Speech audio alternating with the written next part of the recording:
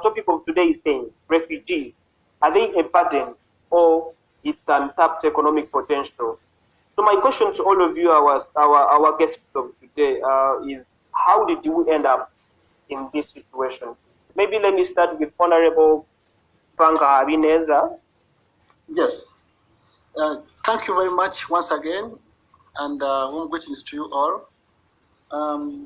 Yes, I would like to state that I'll be speaking here on behalf of the Democratic Party of Rwanda, which has issued a statement concerning this issue of the refugees, not refugees, migrants coming from the UK. I mean, I'm mentioning migrants because the agreement we saw mentions migrants, not refugees. We as a political party, we have analyzed this agreement, and I think that first of all, that it has legal challenges that need to be addressed because the UN Convention says that gives obligation to every country to receive people who come to them. If they're refugees, you have the obligation to receive them, and before you give them to anybody else, most times you don't have to give them to anybody else. But if they come saying that they're refugees, but later you find out that they're not refugees, then there are measures to be taken. But the first thing that you have to receive them, process them, give them a shelter, and then you get to know other things later. So we think that it was not right for the UK to offload its responsibility and give it to a third country, especially to Rwanda, because that's, first of all, against the rights of the refugees, because they did not choose to come to Rwanda, they chose to go to the UK. We do recognize as a party that Rwanda as a country has an obligation to receive refugees. If they come to Rwanda, we welcome them. But those who do not choose to come to Rwanda, then we think that they're not our responsibility. We understand that Rwanda has explained several times about the humanism approach that it has done actually to the refugees from Libya. But we think that this is quite different from the refugees, those who are in Libya, because those in Libya, they were stranded, trapped, enslaved, and they had nowhere to go, could not go back to their countries, and they could not proceed. So what Rwanda did there, it was an heroic event, which we are proud. But this one, those ones from the UK, they are not ours because they already reached their destination, and they should be taken care of those where they have gone. Why? Because first of all, we think that Rwanda is not richer than the UK. UK has more resources than Rwanda, and then Rwanda is not bigger than the UK. UK is bigger in size and space more than Rwanda. So we think that for the UK to give money to Rwanda to do that, it's like them trying to dodge, offload their responsibility to us so that they don't do that. And we think this is also political because we see the government in the UK is the same government that moved the UK out of the European Union under what was popularly known as the Brexit. So we think, according to what they said, that time they did not want to have more people from other countries populate the UK, but they wanted to have a pure UK and to control their jobs, limit their jobs to other people and their economy. That's your view. That's your party view, yes. But we are asking, how did we end up in this situation? You're saying the transfer, like country shouldn't transfer its refugees to another country. Yes, that is probably an indication that they are seeing the refugees as a burden. And should they be a burden? And why are we ending up like this? Yeah, exactly. We think that it's their responsibility and it's their political maneuvering because they don't want to take on their political responsibility because they are against even being in the European Union. So, and we know that they have the politics of seeing the black people as bad people, Arabs as bad people. That's what the people say, that the blacks will take their jobs and will do bad things for them. So they want to offload their burden to Rwanda. So we should not take them to Rwanda because they will be a burden to us. As they are going to create more problems to us, there will be competition for natural conflicts on land, conflicts on water, conflicts on food, and many others. Doctor, I think this, let's leave the UK. Let's ignore the UK. We are saying regardless of where they're coming from, are they a burden? Should we welcome them here? Yes, as I mentioned, they are a burden to Rwanda. They are a burden economically because they want to create competition for natural resources, competition for land. And we see that as a challenge in the future because they will reproduce themselves. There will be more of them when they settle here because they're migrants. So that means that there will be serious competition for the natural resources, which is not enough for us. And we realize the government has been doing a lot to us, but we think that we should not take on the responsibility which is not ours. Yeah, Doctor, we shall be back to that. Let's talk to... Mr. James wanted to come in. He wanted to say something. Please, Mr. James, go on. Are you guys hearing me properly? Yes, we can hear you very well. All right, thank you so much. Now, how did we end up here? I will urge out this case as a Rwandan. Now, for me, I would say that this issue for us in our context started back in 1950s. That is when we first saw the first wave of Rwandans being expelled and being persecuted and being killed in their own country. We became the first country in Africa to produce refugees. So many of us have parents, grandparents who fled to neighboring countries, even beyond. So when we talk of refugees and migrants, we are the first people to know what that means, and we should be knowing what that means. Of course, after 1959, 62, 61, I think 62, 70s, until 1994, during the genocide against the Tutsi, 1 million or so of other people, again, Rwandans, fled the country. You know, and I'm talking about Rwandan context.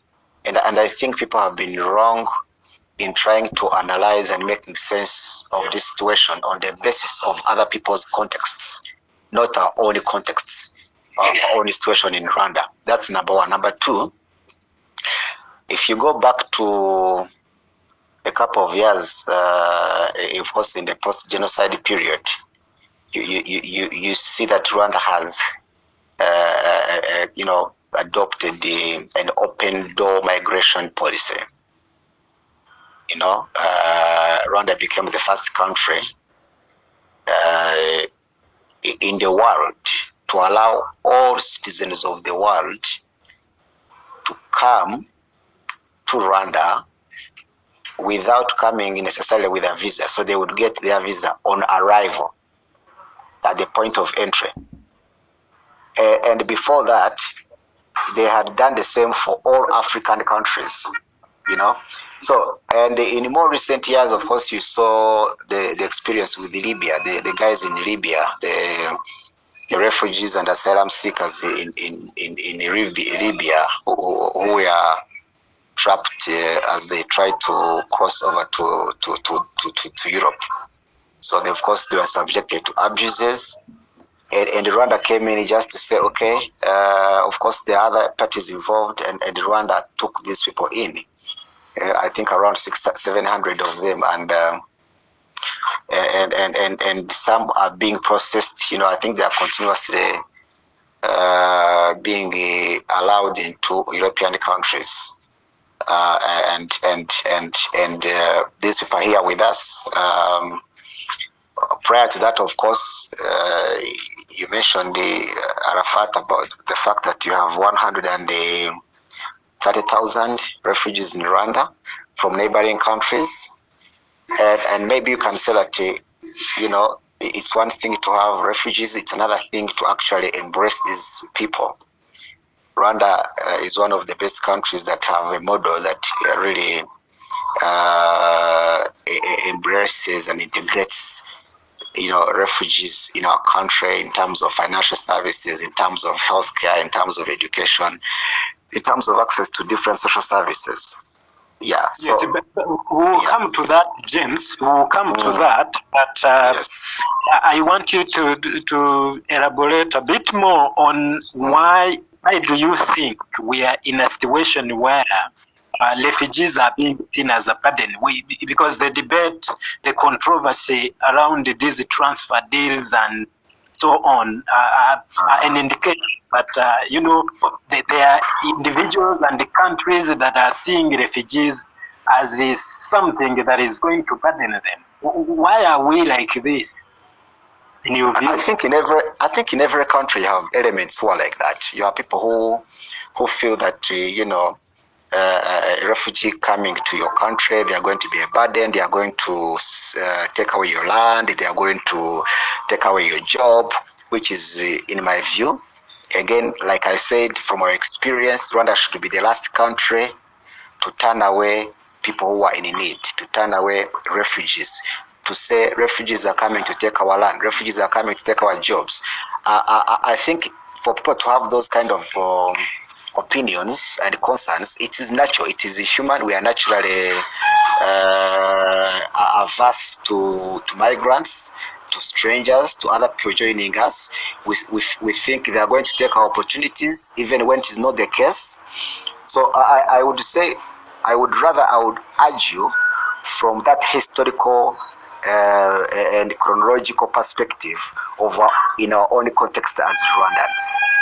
So, as for having people who are concerned, that will always be there. And of course, if somebody has no job and they hear that you know, somebody is likely to come in, then they're starting to say, okay, so what happens if I have no job and others are coming in? So what next? But have we failed to get jobs because of the refugees who are in Rwanda? I think that's a different issue altogether.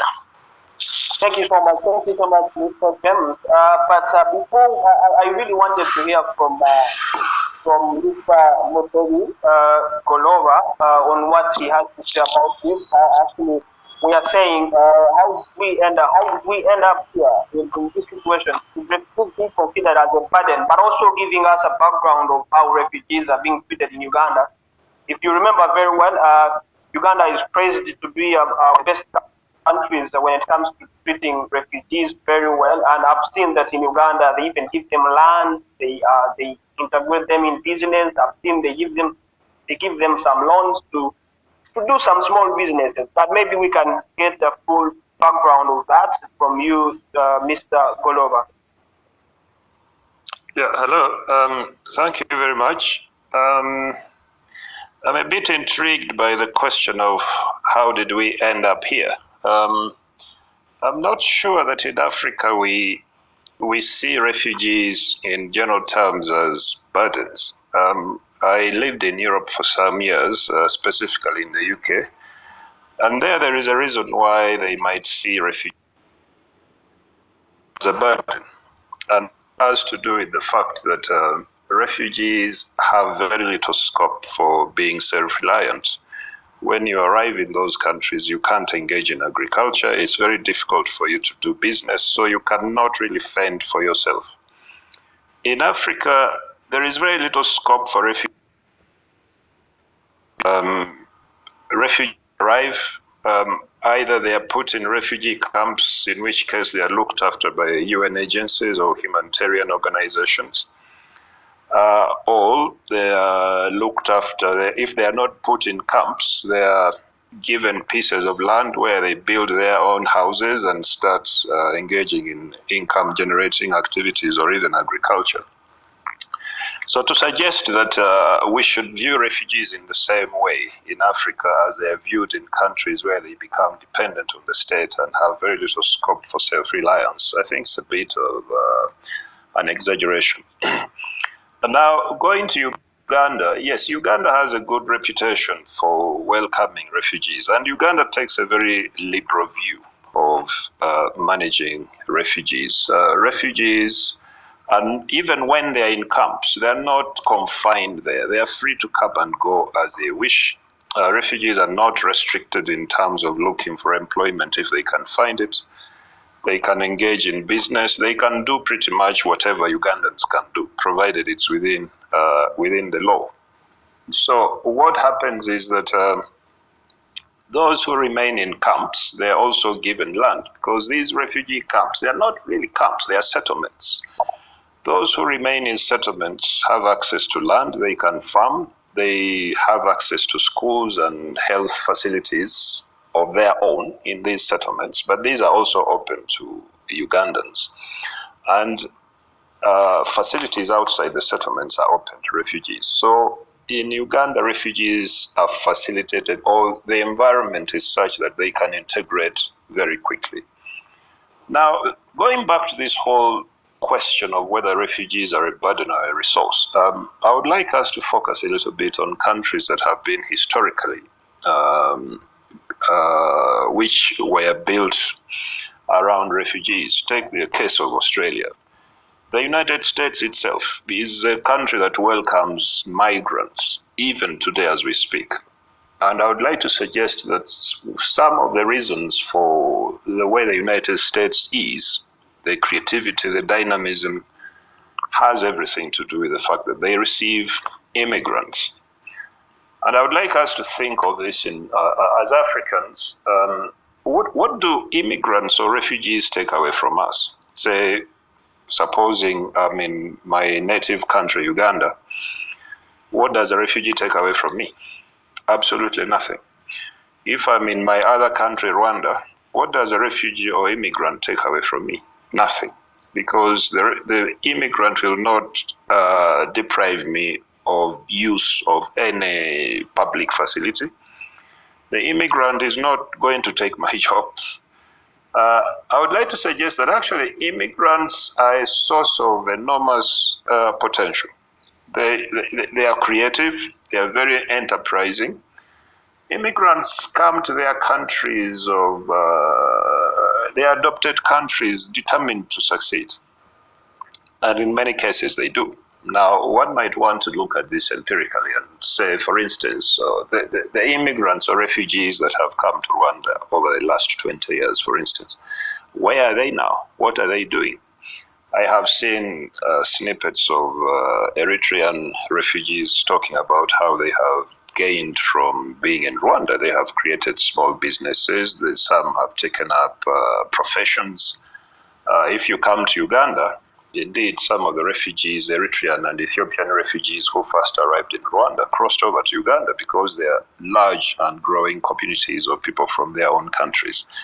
Now, if you go to Kampala and you go to this area called Half London, towards Gawa, some of these areas have been taken over entirely by Eritreans and Ethiopians. And what are they doing?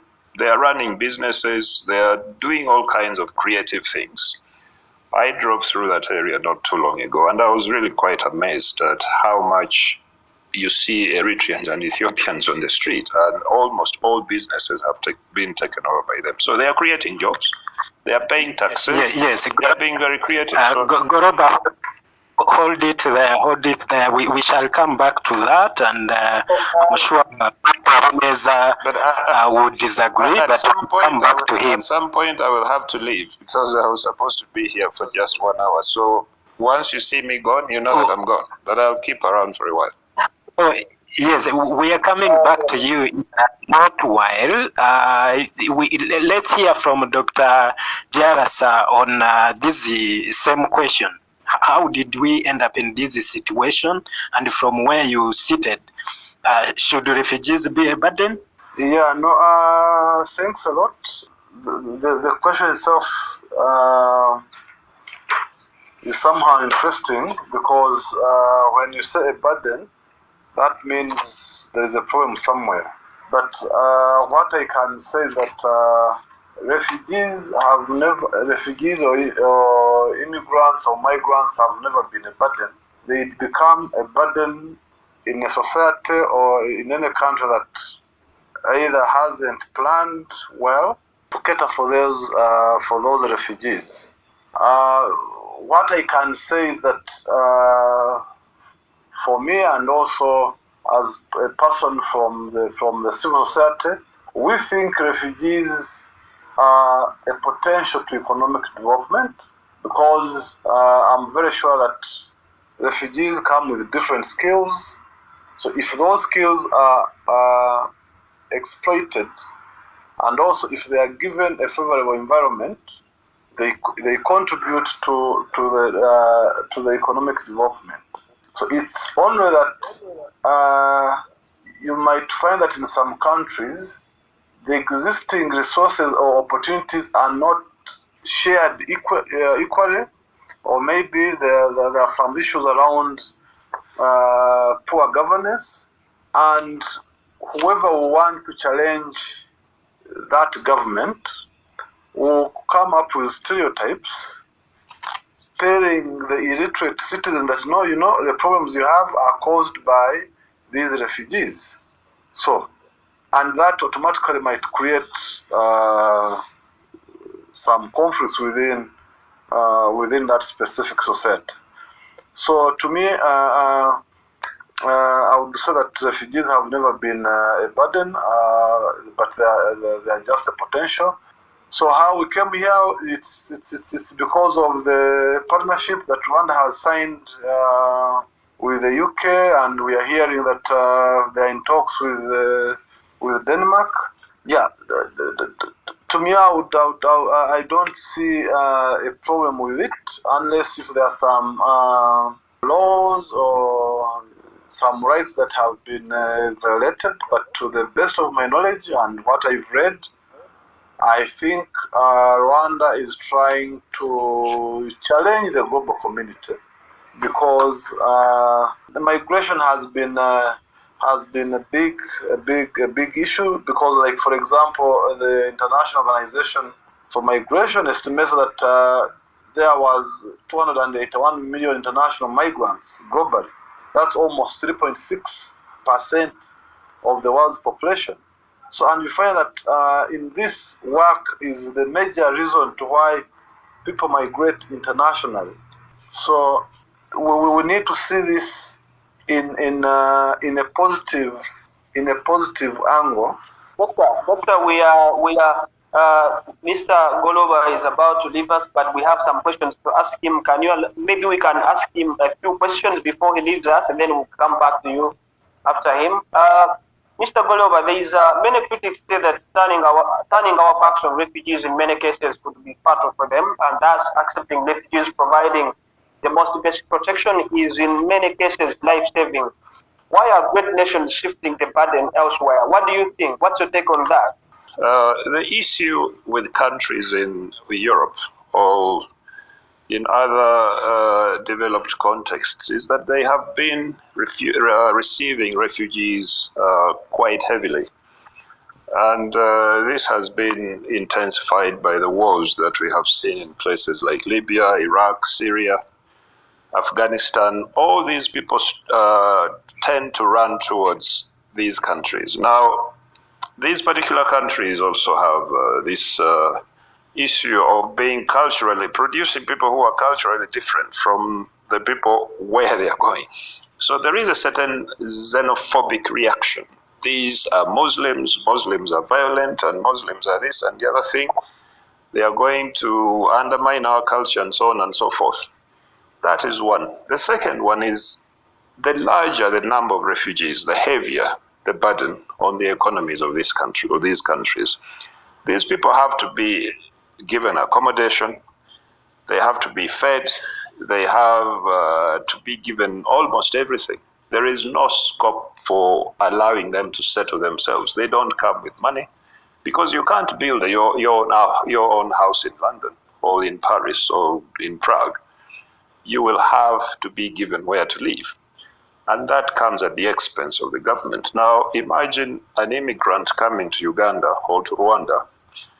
You give them a piece of land, they are going to put up their own little shelter, which they might improve with time. You may have to feed them, but for only a short time. They will then engage in agricultural activities, they might find jobs in the informal sector and begin to look after themselves.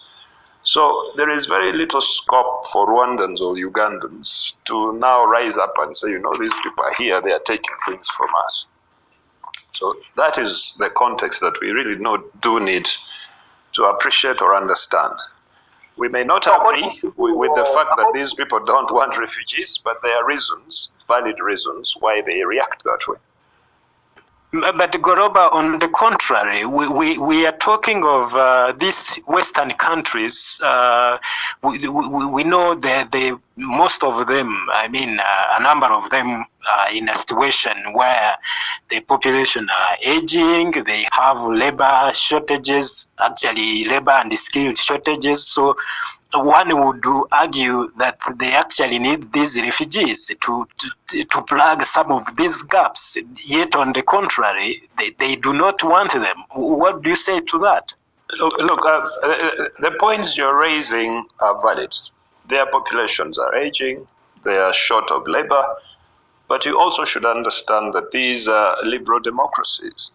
Governments are in power because of voters, and voters could react to allowing in large numbers of refugees by voting out a government. Now, which politician wants to be voted out of power by trying to justify something that citizens are reacting to in a negative way? Now, we saw an exception in Germany where Angela Merkel allowed in so many refugees, but Merkel was on her way out, so she could do it because I think that she didn't really care too much about what would happen in the electoral terms. But in many countries where you have these liberal democracies, the tendency for governments to listen to citizens and to act in line with what citizens want is very high. So yeah, there are all those other factors, but those are not immediately politically important as this initial reaction of citizens saying, look, we don't want these people here.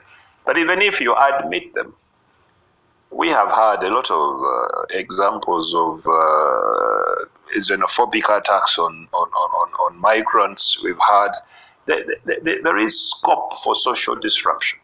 Now, some governments can manage this very quickly, others cannot. Some countries are led by right-wing governments, by politicians who are themselves xenophobic. And that's why they say, look, we can't have these people here. Now, if that's the case in those countries, and a country like Rwanda says, look, if these people are unwanted over there, fellow Africans, let's have them in Rwanda. They can come to Rwanda, they can settle if they want, they can go back home if they want, or they can apply to go to third countries. Now, I've seen people reacting very negatively to this and say, accusing Rwanda of, making money out of refugees. But the question is Rwanda doing something that is good for these people who are unwanted in the countries where they are? Or is this just something that Rwanda is doing because of money? But personally, I think that President Kagame is a bit ahead of his times. He comes up with these things that he does, people get shocked at first, and then they realize that actually in the long term, this is a solution. Now, if you bring these Africans to Rwanda, and you get some of them staying and creating jobs and integrating in Rwandan society, they create a diverse society. And society can only be a good thing if it is diverse. You bring people from different cultures, you bring creativity, you bring hard work. So personally, I see it as positive, and I really don't understand why it's causing such a controversy. So, Golooba, I hope you stay with us, but just in case you leave, tell us, you referred to something, to some situation in Uganda where you say the context there is that they are not refugee camps, they are just settlements. So I want you to comment on this. Do we welcome the refugees, and what happens next? Do we keep them somewhere in a camp and carry on business as usual, or we are giving them some rights? I mean, tell us, in which context does it happen that refugees, yes, they have been welcomed, but they are good for the economy? Well, I think that it makes sense for any government initially to put these people in one organized place where they can be looked after for as long as it takes for them to be able to organize themselves. I have told you that some of the Eritrean refugees that came to Rwanda, and even Ethiopians, eventually left and went to Uganda. Why did they leave? How did they leave? Because there were no restrictions on their movements. So they stayed in Rwanda temporarily, Eventually, they felt confident enough to move on, and they moved on. It's the same thing in Uganda. Refugees who come to Uganda don't always stay. They move on to other places. Now, allowing them freedom of movement and allowing them to take part in whatever activity they are taking part in, provided it is legal, creates space for them to be creative. It creates space for them to find their own level, as one might put it. And that means that they become less and less of a burden to the state. UN agencies stop looking after them or having to look after them. And it's in that sense that I say that we can't keep insisting that they are a burden, because they don't have their own. So you're saying as we welcome them, we should also consider making them free to go and do other things out of the camp. Or we should not even keep them in the camp, but make them settlements, as you say. Well, you can call a settlement a camp. And in Uganda, some people call them camps. But actually, if you go there, they are not camps, because there are no fences. They are not closed in. It's just one large place where you have refugees living freely, engaging in agriculture, coming and going. I was doing research in Arua about 2 years ago on refugees. And refugees from Arua could travel to Kampala, they could go to Jinja, they could go wherever they wanted. Some of them would go and never return, because they might go and get a job there, or they might go to visit a relative or somebody from their own country in some place in Uganda, and they stay there. So allowing them to come and go also makes it much easier for them to become self-reliant, because they go looking for work, they go looking for business opportunities. And many of them actually get absorbed into Ugandan society, and they never go back to their own country. And as far as I'm concerned, I don't see that as a problem. Allow me to go to Honorable Frank Habineza. Actually, Honorable, Mr. Golooba is saying that President Kagame is always ahead of his times, and he is saying that the migrants are a resource of income, and they leave their countries determined to succeed. Those are very pertinent points that Mr. Golooba is making. But I really want to ask the Honorable Frank, that you've been contesting to be the president of this country for is now 1 decade and a half, maybe. But my question to you is, if someone is coming to you requesting for safety, and you're saying no, what is your take on this? Because you've insisted that they are coming here, it's like creating competition for natural resources. You say that's what you thought when you were replying to our first question. I think you have misunderstood me. I have mentioned that we as a party, we welcome refugees. Those who choose to come to Rwanda, or they are forced to come to Rwanda, we welcome them with open hands, because we know that our country has signed on the Geneva Convention regarding refugees. So we have no problem with that at all. But we insist we do not accept it. Can I finish, please? We do not accept those refugees who do not come to us. Those who come to us, we welcome them. But those who chose somewhere else, to go somewhere else, and they have already arrived at destination, say Denmark, say UK, say Israel, did not come to us, they went there. Those are not our responsibility. That's what I'm saying. But those who come to Rwanda, they're like those who have come from Burundi or have come from Congo or wherever, and they choose to come here. Those who have come from Afghanistan, they didn't have anywhere else to go. They came to Rwanda. We welcome them, and we will be able to support them in any way. But those who did not choose to come to Rwanda, it's not our responsibility. That is what we are saying. If you do understand what I'm saying, thank you. Okay. You also said I think you have also misunderstood Mr. Golooba. I don't know if he said that refugees are an economic benefit. President Kagame never said that they are an economic benefit. I don't think that's what he said. President Kagame said that this is not a trade or whatever. So perhaps you can. Mr. Golooba is still with us. Can you correct on that? What did you say actually? I didn't say that they're an economic benefit. I said they are not necessarily a burden in the same sense that they are a burden in other contexts, where when they arrive, they become fully dependent on the state for an indeterminate period of time. So you also believe that there is no economic benefit from in having refugees in your country? You can't welcome immigrants or refugees banking on the fact that they are going to be an economic benefit. You welcome them, you give them space to live, and you create conditions for them in the same way you create conditions for your own citizens to be creative, to create their own jobs, to find their own sources of self-sustenance. Now, as I said, there is a tendency for immigrants, forced or voluntary, to be driven, to want to succeed. This leads to a great deal of creativity. And so we see that in many cases, immigrant communities actually tend to succeed much more than indigenous communities. It doesn't happen in every country, in every context, but there is a lot of evidence to show that this happens. Yes, I wish to hear from Dr. Nkurunziza, and James will also chip in after him on whether, yes, if I had Dr. Nkurunziza correctly, he's of the view that we should, he supports the open door policy, and I'm asking, to what extent should countries open their doors, and under what circumstances, if you feel they should close doors, under what circumstances should we close doors to refugees? Yeah, no, thanks a lot.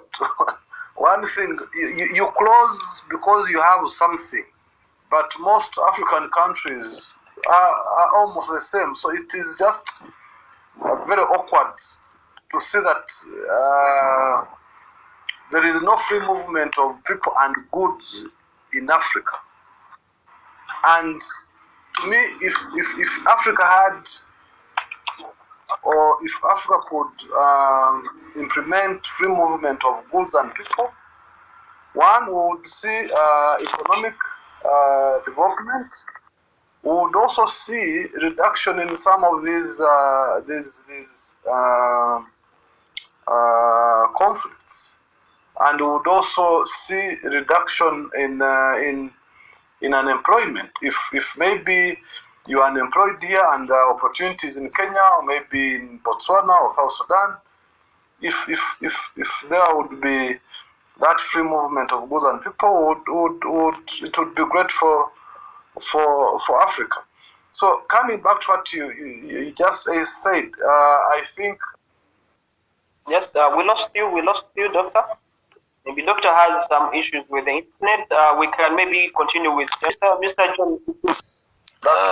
Thank you so much. Is Doctor back? Doctor, are you back? Yes. Yes, I was saying that countries like US, they've developed because they have an open door policy. So irrespective of some challenges, but when you open up, you get people with diverse skills, and also diversity creates new opportunities. You learn from other people. So, but the reason why Rwanda should open up is that, and maybe the reason why Rwanda is opening up is that some years back, the neighboring countries and other far countries opened up to Rwandans when they were in time of need.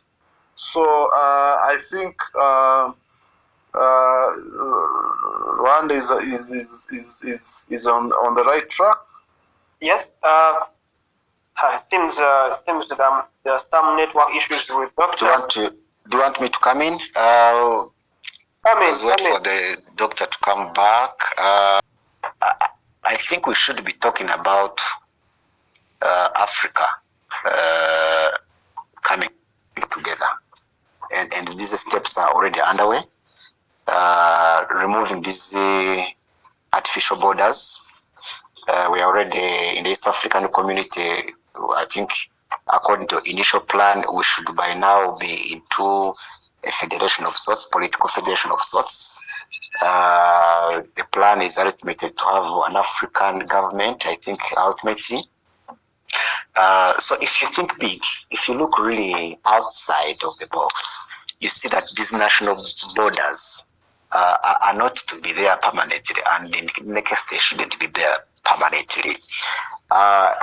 Also, I want to add that most of these migrants that people are talking about, a good number of them, if not the majority of them, are actually from Africa. and you cannot be you cannot claim to be a Pan-African country, a Pan-African country or leader who wants to close your doors off to people who are being mistreated, who are being rejected somewhere else. And again, like I said, I think it is wrong to try to to analyze this situation in the context of the UK politics. I think Rwanda has its own context. Now, and what if, by the way, the UK government is breaking certain laws or they are going against certain procedures, their domestic procedures, and they are throwing out people? What does Rwanda have to do with that? Why should Rwanda also turn its ears, turn a deaf ear to people who need help?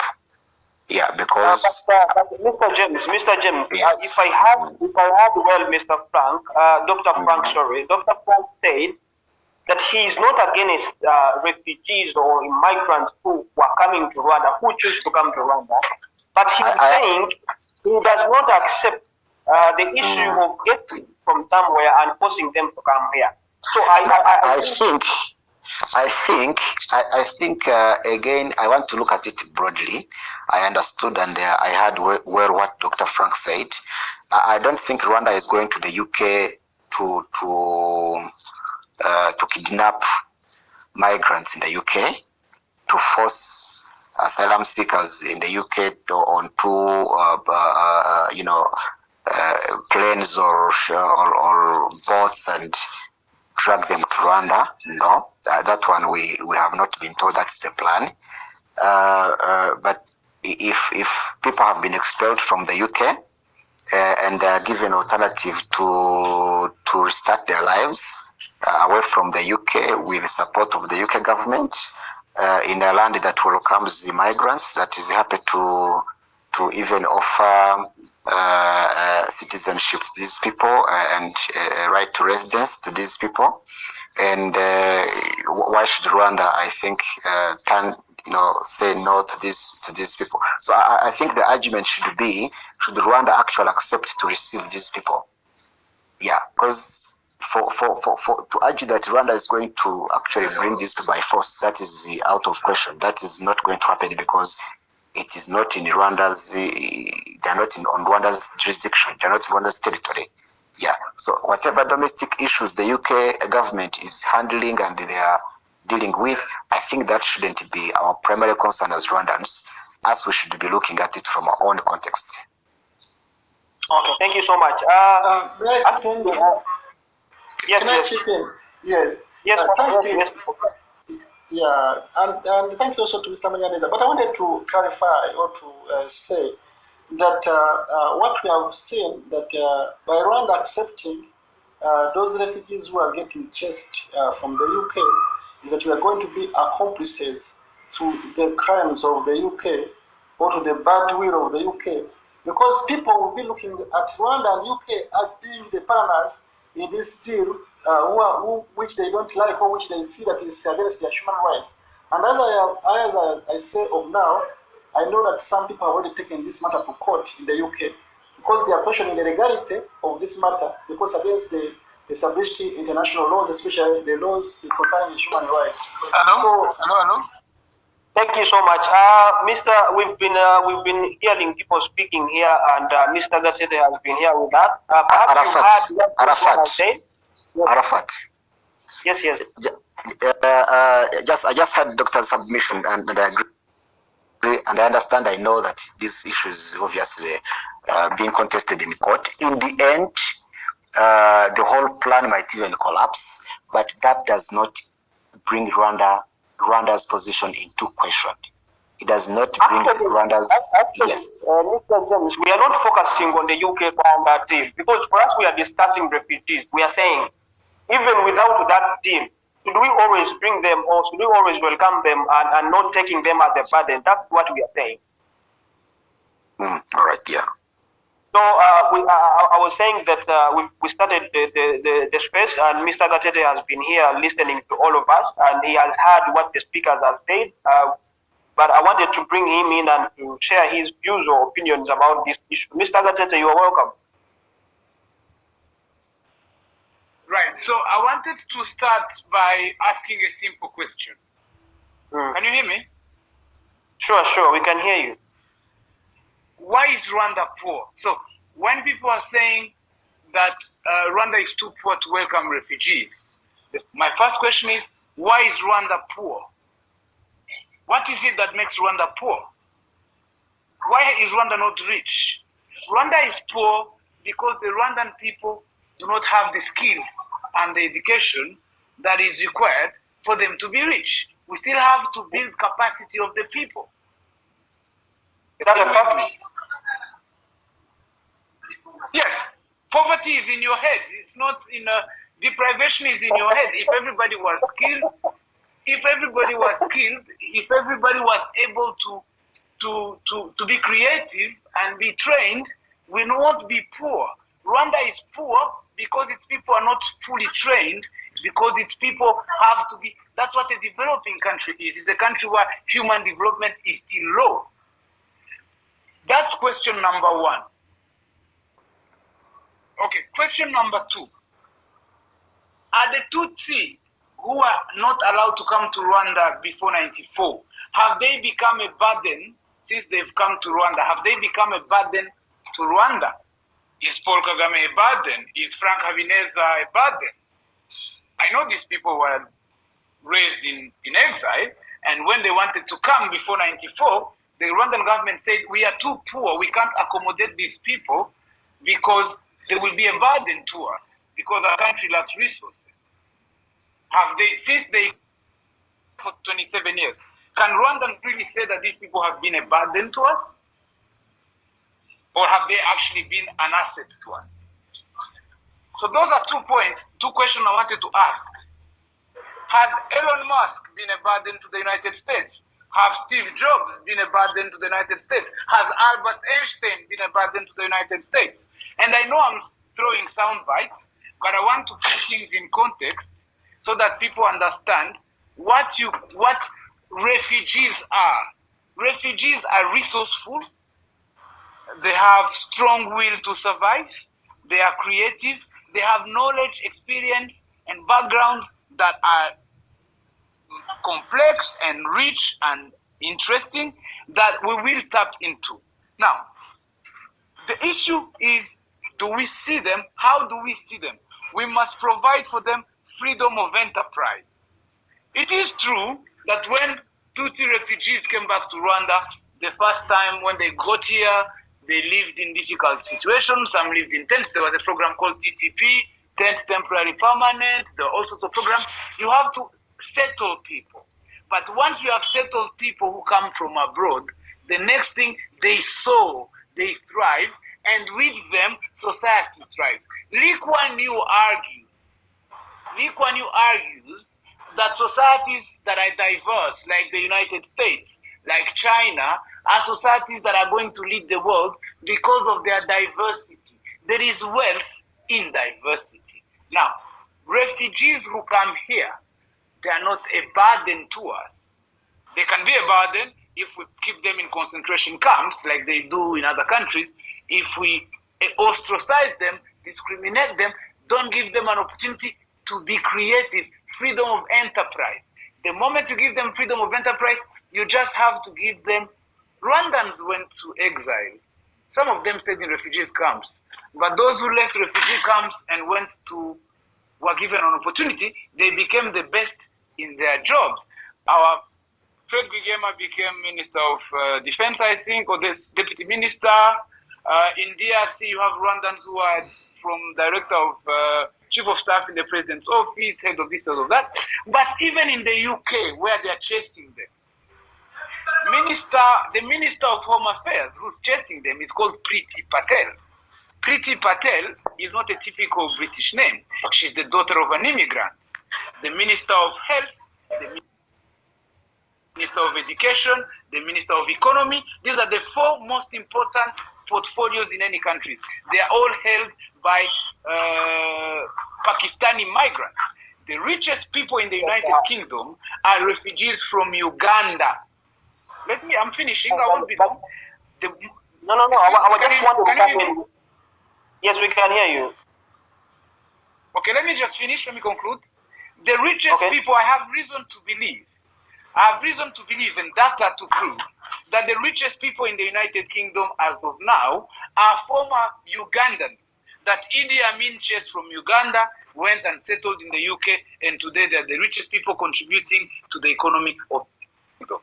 Now, black people and Arabs might be a problem. There's no migration problem in the United Kingdom. There's just a racist political system that is trying to create a problem that does not exist. In fact, the UK right now faces a labor shortage, and most of European countries. The other day, Angela Merkel allowed 1 million Syrians to be Germans.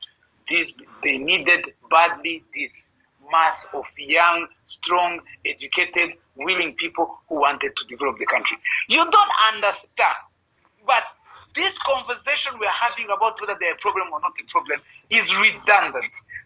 If you give these people opportunity, we have, in Kinyarwanda, we call it Gutsinda igitego cy'umutwe. We've done something completely unprecedented. We've brought to ourselves so much wealth, so much culture, so much creativity that's going to benefit the 13 million other people who believe Rwanda is small. It's them. Everybody who believes that Rwanda is small, it is mine. Everybody who believes that Rwanda is poor, it is mine that's poor.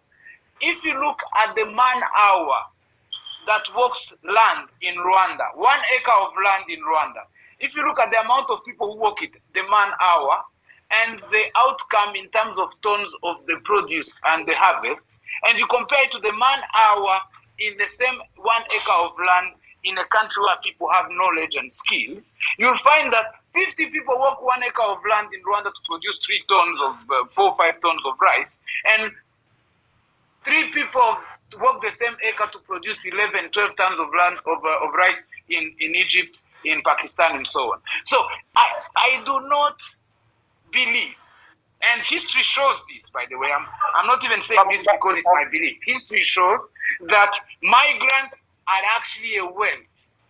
We should be paying the UK to send us more people of diverse backgrounds, of diverse skills and diverse cultures, because that will constitute Rwandan wealth. That's what the King Yuhi, that's what they used to do. King Kigeli would go and bring Iminyago. That means people in captivity. King Yuhi would succeed him to make these people Rwandans. The moment he had done that, these people became the biggest warriors of this country. They brought their cultures here. Some of the technology we have, some of the crops we have, some of the cultures things we have were brought from exile, from captivity, when King Kigeli used to bring them. So Yes, Gatete, when you're still there, you're still on that point. From a racist perspective, from a UK perspective, from the European perspective, we are missing the point. We are Africans. We want more people, because more people means more wealth, means more creativity, means more diversity. I'm telling you. Yes, listen to me. I agree with some of us agree with what you're saying, but we are asking, how do we integrate these people to get that wealth that you're talking about? Are you saying it's happening? Let's have a conversation about how do we welcome people. Maybe that's what we can talk even about, because we agree. We've been having them here. We've been having them here, and you've heard that. Actually, maybe if you joined us when Mr. Porowa was still with us, he said we have some Eritreans who left here and went to Uganda because they were not. Sometimes some of them were not free to work here because maybe the situation was not that free for them, and they went to Uganda and they are thriving and they are now rich. He said some are rich. So we are saying, how do we integrate them? If you agree on your side that it's okay to have them, maybe some other people are not agreeing with, but we are saying, what are some of the things that we should be doing to ensure that we have them settle here and prosper? Okay, the first thing and the only thing, refugees, all they need, in fact, in society, is opportunity. The only thing that they require from Are we giving that opportunity? Are we giving that opportunity according to you? Because we've been having refugees for good years. No, I don't expect them to have more opportunities than Rwandans or less. I want them, they just want to be treated equally as Rwandans. How do we do that? We have the universal free basic education. Let's afford this to them and their children. We have free universal healthcare for ourselves. Let's afford this to them. We have free easy of doing business. Let's afford this to them. We have freedom of movement. We have freedom of enterprise in this country. Let's afford the same things that Rwandans have. Let's afford them to them. Now, that has to be accompanied by, and I thank you very much for this talk that you're having right now, it has to be accompanied by sensitization for Rwandans to see these people as part of us. Because some people will say, oh my God, these are strangers. In fact, if we afford them the same conducive environment that Rwandans benefit, I promise you, they will thrive in it easily, because these are people who went through deserts, through war zones, through oceans, and so on. These are people who are strong, resourceful, creative. I see that the debate by Mr. Gatete. So maybe for me, I have to go. I thank you for inviting me. But Frank, Go ahead, Frank. But can you say something about what Gatete just said? I think the issues he was raising, some of them are valid, but others, they are not related to the situation we're talking about. Because if he's comparing the Rwandan refugees who had been chased from their country, who had to force themselves back home, to come by force, that's quite a different matter that he was saying. But these are not Rwandan refugees who are there. They are refugees who have left their countries due to different circumstances, and some of those circumstances caused by actually those big countries who have caused wars in Iraq, in Iran, in Afghanistan. I mean, like the UK has been a part of those wars. And now those people have left their countries after those wars to the countries which caused them, and those countries which caused them now, they are chasing them away. So that's why we are saying that this is their own responsibility. UK's responsibility, not our responsibility. But if those people, like those who came from Afghanistan, they come here directly, we welcome them. That's the issue. And believe it or not, the burden is there, because the land we have, it's not going to increase. Even though we give them some 1 acre or whatever, our piece of land will not increase. Even if we wanted to integrate them, yes, we can integrate them if they choose to come here. But then, if they don't choose to come here, don't think that they will be happy to be here. That's the issue. And then some of them are going to commit suicide. So basically, this is can I answer that? Can I answer that? Two things. One, yeah, Honorable Habineza, my friend, my brother. The first thing, if you have an issue with the UK, first of all, you're paid by Rwandan taxpayers. If you have an issue with the UK, go take it to the UK. We're having a conversation as Rwandans. Now, you can criticize the UK policy. I'm against the UK policy, by the way. I join you. I'm against the UK policy. I don't believe people should chase refugees. I think it's hypocritical. I think it's racist. But that's thank you, Gatete. Thank you, Gatete. Frank Habineza, Dr. Frank has this Gatete. When you make those comments, I feel like you are a UK parliamentarian. You are a Rwandan parliamentarian. Let's have this conversation as a Rwandan conversation. What the UK does, what the US do, it's their business. We are Rwanda. Yes. What are we doing now? Dr. Frank. Rwandans, we have people who are coming here. People who are coming here, they're not coming to farm. They're not coming to take land. I live in Kigali, so do you. Do we farm? All this land they've been talking about that was small, did we? How many took it? Farming is the most basic thing of an underdeveloped country. 5 people could farm the Rwandan land and feed all of us. But anyway, okay, thank you, Gatete. Dr. Frank, before I leave, is that what the UK is doing is wrong? Yes, I know you have an issue with these refugees or asylum seekers who did not choose Rwanda, but yes, I want us to focus on those who chose to come to Rwanda. Dr. Frank, can you hear me? Yes, I can hear you. Yes, I want us to focus on those who chose to come to Rwanda. There are those who have been here for 2 decades, the DRC nationals who are here in camps and in urban areas. We also have Burundians who are here.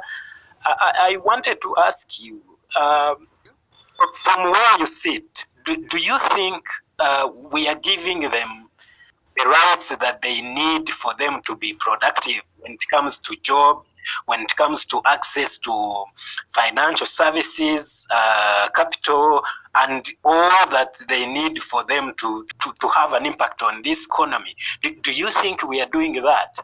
No. Why? Because there's a difference between the terminologies, between the terminology of refugee and the terminology of the migrant.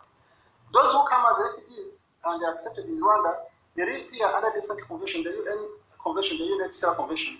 So some of them, they live here as they are waiting to be settled into a third country. And most of them, those from Congo, from Burundi, have been sent to other places like Canada, UK, Sweden, America, and elsewhere, even Australia. So, and you see, we have many in the refugee camps in Mahama, and others have been there in Karongi, and we had a big camp in Gichori, which has been shifted to Mahama. So, more than 100,000 people, they are still refugees. But the other occupants you mentioned at the beginning comes from the UNHCR, which actually has reduced. So Rwanda has its obligation as a host country to do some services, but it does not take all the burden because the burden is shared by the UNHCR. So that's a different matter for the refugees. But what they call migrants is someone who comes here and then stops being a refugee, gets national ID, and becomes a citizen. So that person becomes part of the national party. That's what we are saying. So the agreement we saw was for the migrants. And they didn't mention exactly that it was refugees. Though the government spokesperson has mentioned that even refugees included, we have had about 6 discussions with him on different media platforms. He has clarified some issues. But the issue is that these migrants, when they come, they are not as refugees. And even the government said even the refugees will be given residence in Rwanda, even documents to become Rwandans. So after 5 years of the agreement from the UK, they'll be part of us in our national party. Then that's where the burden comes from. Because actually, is it a burden? The burden will come after 5 years when they are part of our national budget. So you're saying we have no issue with these refugees who have been here because they have been here for two decades, and yes. We don't know how much longer they will be here. Are we giving them opportunity to make an impact to this economy? The refugees who have been here, those from Burundi, from Congo, they are living in camps. We know the camps can extend, and they have their own living. The government has its own obligations, but most of the budget comes from UNHCR. No, we are saying they shouldn't abandon. They should make a this economy. Are we creating a conducive environment that help these refugees who have been here for 2 decades to venture into business, to be able to pay tax and so on? I think the government does not stop them from doing that because they have given them schools. Some of them have been educated from those places in Mahama or elsewhere. Others have gone to the universities. We have had some have gone into the University of Tourism and Management.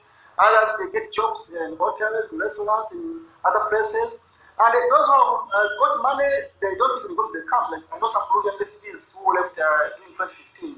They just bought houses here in Kigali and they have businesses. So there are different types of refugees. Those who come, who have resources, they get settled in different ways. But those who have no resources, they go to refugee camps. So, but the country has put up structures straight up there, and they've been given some identification to do that.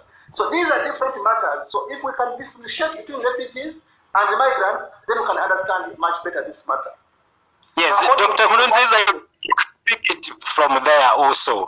For these refugees who have been with us for decades, we don't know how long, how much longer they will be with us.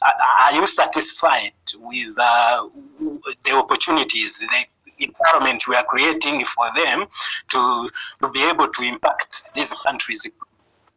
Yeah, no, thanks a lot. What I can say is that I think it is obvious to each one of us.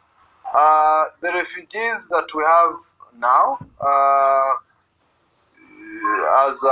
of course, you know, they've been offered the residence permits. They've been offered work permits. So whoever has the potential, has the skills, they get the opportunity. So and also from the resources the country has, it has offered what it can offer. And I haven't seen any refugee who has been discriminated or any refugee who has been denied an opportunity when he or she has has skills. So I think the open door policy to refugees in Rwanda, I think the government has tried its best compared to other countries whereby some refugees are not allowed to work, and maybe they are supposed to only keep in the camps. So what I can say is that I think there is need to create awareness around the society so that Rwandans understand that the immigrants, if they happen to come, there's no harm.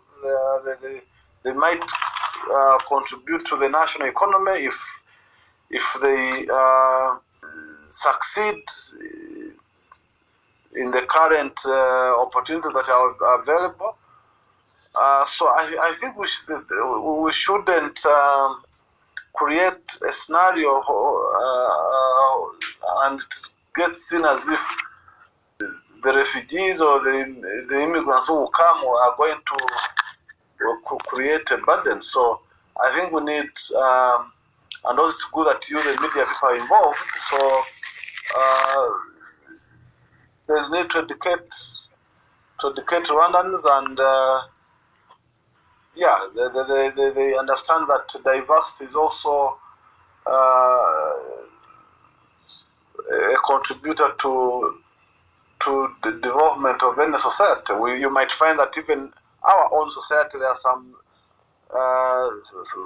funny vices that we might be having, but when you have more people coming, you have more diversity, the culture improves, some funny behaviors change because you have to adapt living with other people. So I think, and I appreciate this discussion, that it is one of creating awareness so that our society can, as it has been inclusive, we keep being inclusive. Thank you. Talking of awareness, Arafat, I want James to come in. James, even when we talk of these issues, like welcoming refugees, they are coming into communities.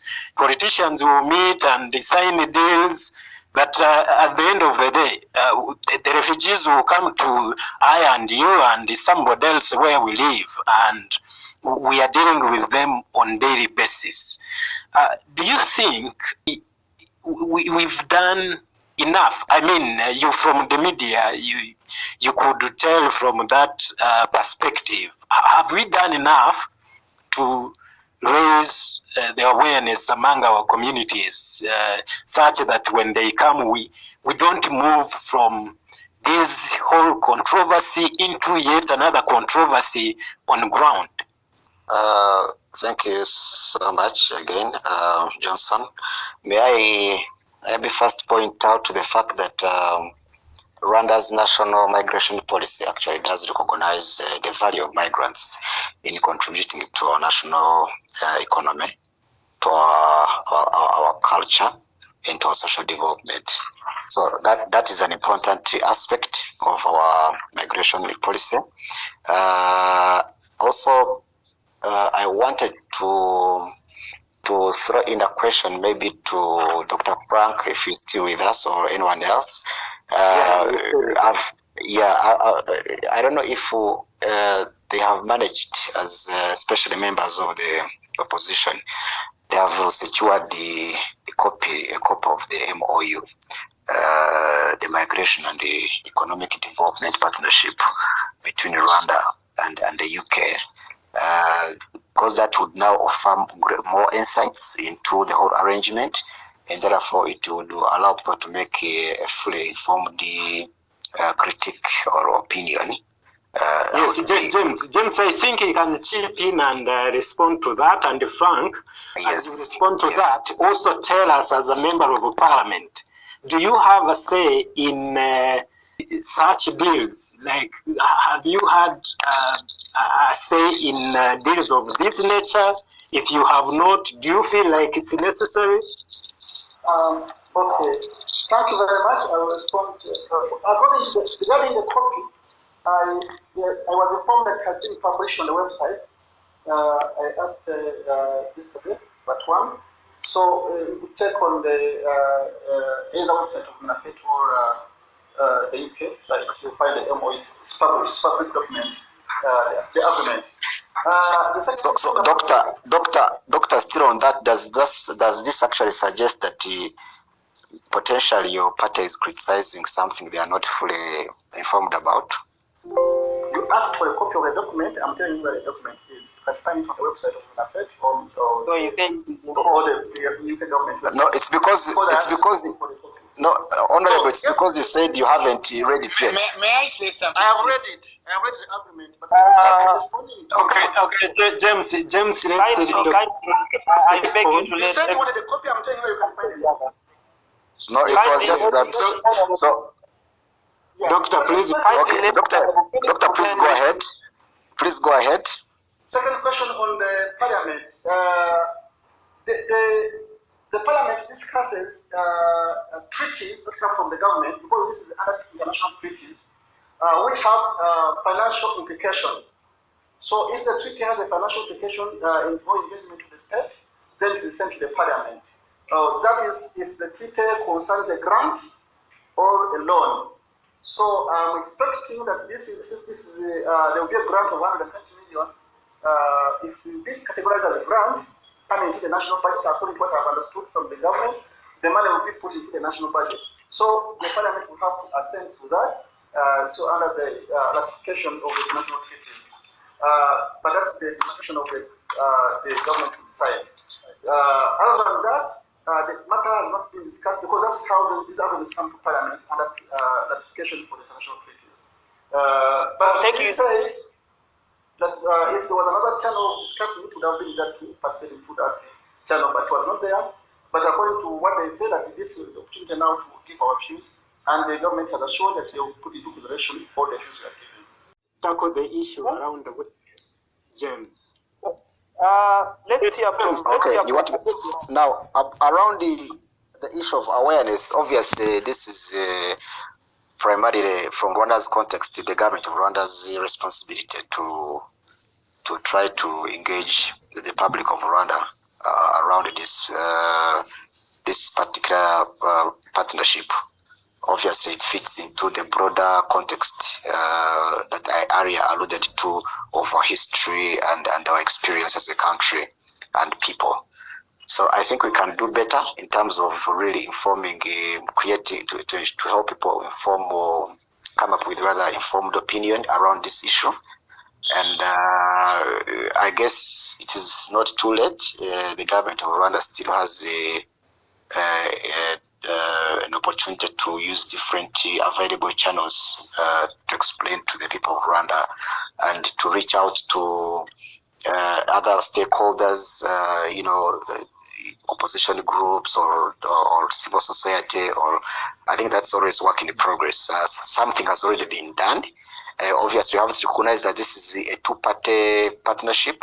So it was not something the government of Rwanda was going to go it alone and single-handedly talk about before the agreed time between the two parties. But I think there's a chance to raise further public awareness around it. Thanks.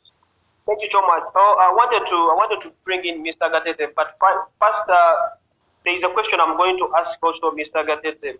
If you are coming in, maybe you have something to add, but I'm going to ask you a question. You've said that you tried to say that we've given enough the refugees in Rwanda, and I believe the legal part of it we've given them enough, but mainly non-legal limitations. There are still non-legal limitations such as the lack of access to capital in form of loans or grants, limitation in access to loans for agriculture, job, education, and you know that most of the advocates for recruitment here in Rwanda, they ask you must be a Rwandan citizen. I don't know whether you've seen that. Majority recruiters, employers here, they indicate that when they are recruiting. According to you, what do you think can be done at least to also remove these barriers that are still there? So I don't want people to focus on the UK-Rwanda deal, but I want this to be, we want to look at it in a way that all refugees who will come next year or even 5 years to come are also treated well. Thank you very much. Those are valid questions.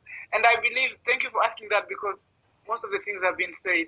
Remember, laws that say only Rwandans are to be employed in Rwanda are actually in contradiction with some of the treaties that Rwanda has signed. Rwanda is a member of the East African Community. Rwanda is one of the promoters. But you've seen that.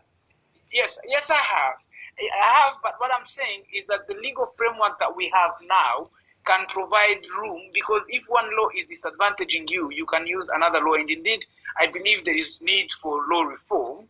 But well, with law reform, policy reform, then informs practice. Rwanda is a promoter of the Continental Free Trade Area, and Rwanda is a member of the East African Community, which is ever expanding. And so, indeed, you're right on that question. Employers should be encouraged. In fact, it should be maybe through legislation or through other means to encourage, through the private sector federation and so on, to encourage the employers in Rwanda to remove that provision that says only Rwandan must.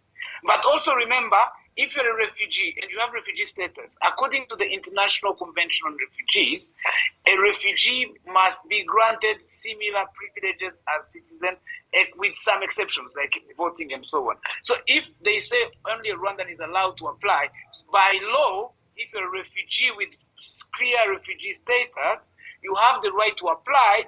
And then when they ask you, but you're not Rwandan, you say, but I have refugee status, therefore I have the right to apply. So by law, actually, when they say you're Rwandan, not even able to reach that extent where they are going to ask you. We are saying, even the selection, the first selections, you are not qualified. Then those people are violating the law. Those people are violating the law because the law says, international law says, that a duly recognized refugee has similar rights as a citizen. So whenever an employer says Rwandans only, in fact, that should be a violation of the International Refugee Convention.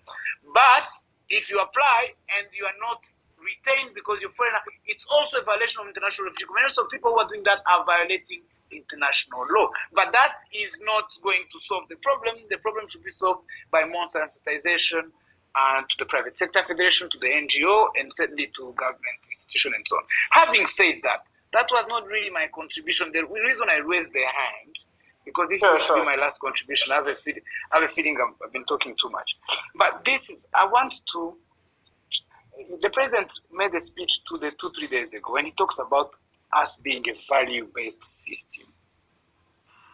And then he said, who we are, he kept referring to who we are. And I think that's an interesting point, because societies need to be able to define themselves. Who are we? Because if we know who we are, if we argue from a value, because there will be another policy tomorrow and another policy the next day. There was an open door policy, visa on arrival policy, now refugee receiving policy. But these policies, we seem to debate them as though they happen in a vacuum. These policies are informed by Rwandan values. Rwanda. What is Rwanda? The expansive. There's a line in the Kigali Genocide Memorial when you enter. It says, "Iuza kumenya, na ukimenya, agwari kunyica." In fact, abantu bicanye nuko batari bizi. They didn't know who they were and who the other was. If they knew they were Rwandans, if they were enshrined into values of Rwanda. The problem with politics is that politics misses the picture of misses the big picture and focuses on current affairs, jump on one policy after another. But if Rwandans should be able to go back, politicians used to be able to teach us. That's what President Kagame does. When he speaks about values. He's teaching us values. Politicians should be able to teach us Rwandan values. That's their purpose in normal circumstances. We are Rwanda. We hail from Rwanda. Mr. Gatete, I'm saying, Mr. Gatete, allow me to come in. I was saying, like, if you've read, in fact, the UN in 2017 estimated the economic potential of refugees in Rwanda at between $450 million and $500 billion annually if they are given the opportunity to participate in the labor market. Because our topic of today, we are saying, are refugees a burden or an economic potential? So we are saying If the UN in 2017 said that this is what we would be getting from refugees, are we getting it according to you, or what can we do to get this? But you see, that's again. Please ask this question to my colleagues. I don't want to be drawn into how much money we are getting towards human beings. We are not in a business commoditizing human beings. Also, other speakers are part of this question. I want to hear your part. Are we getting this? As far as I'm concerned, let me tell you what my contribution to this conversation will be, because I'd like to define it myself, if I may. I want to say these are technicalities. How much money we can get tomorrow, we can get more. The next day we can get less. We've received refugees from Libya without receiving a single penny. We received refugees from Afghanistan. We do this because we are Rwanda. Now, we can speak about the technicalities. Do we get this money? I don't know. I didn't do the research about how much money in general we get from UNHCR, because that's not my concern.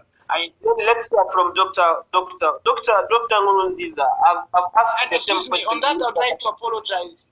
Dr. Nkurunziza, on that particular economic potential, we are not saying this is money that the Treasury should be getting. We are saying it should be a conducive environment that is worth that $500 million or 400, whatever it is, which one would quantify in terms of, an environment that creates improved livelihoods for these refugees. When you look at the jobs they create, when you look at the incomes they make, and so on and so forth. Have we been doing what we can, or we've actually done nothing to create such an environment where even a few of the refugees can be productive? So let me give you a very nice example.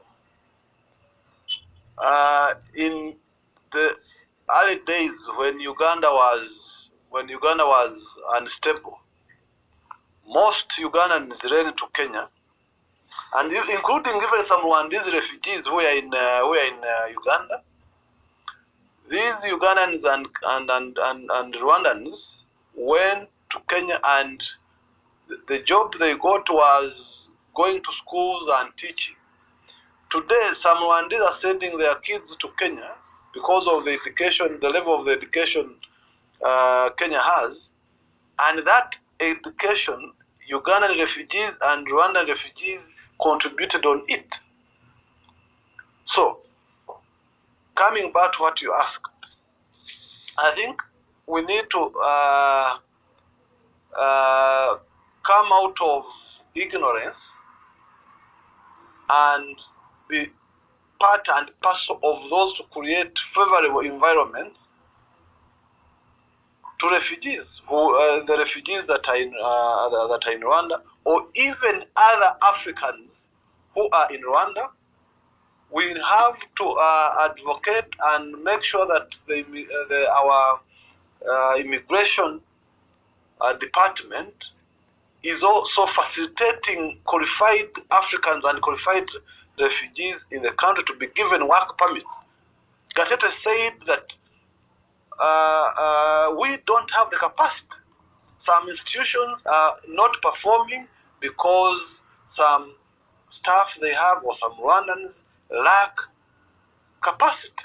So why can't we exploit the skills that these refugees might be having, or these immigrants that they might be having, so that we go to another level? If we are looking at Rwanda being a middle-income country by 2034, we need to have human resource that is capacitated.